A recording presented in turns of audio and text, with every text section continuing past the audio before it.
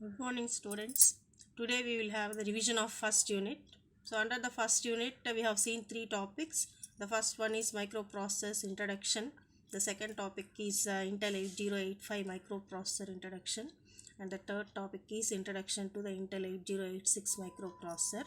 So we will go with the first topic, the introduction. So microprocessors are nothing but the CPU of the system. So these are the things that we are going to discuss under the introductions. The difference between microprocessors and microcontrollers, microprocessor based system, origin of microprocessors and evolution, classification of microprocessors, types of memory, I/O devices, and technology improvements adopted.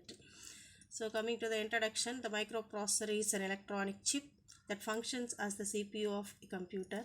A microprocessor can be programmed by the user. The physical components of a microprocessor are known as hardware. The program that makes the hardware useful is known as software.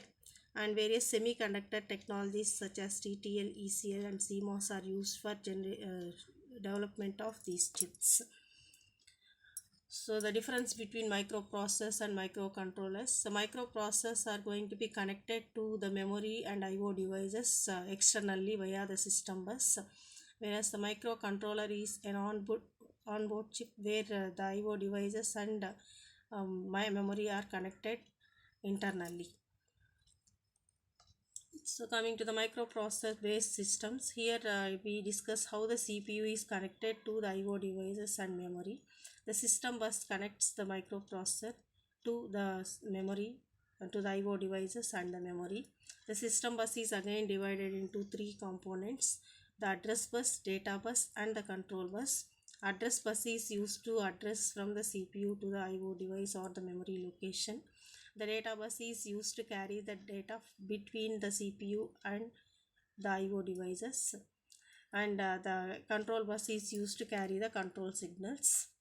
So coming to the origin of microprocessors, the evolution of microprocessors has been categorized into 5 generations: the first generation, second generation, third generation, fourth generation, and fifth generation of microprocessors. And coming to the classification, the microprocessors are classified based on three things. So one is specification, second application, and based on architecture. So based on the specifications, the microprocessors have been classified into 4-bit, 8-bit, 16-bit, 32-bit, and 64-bit microprocessors.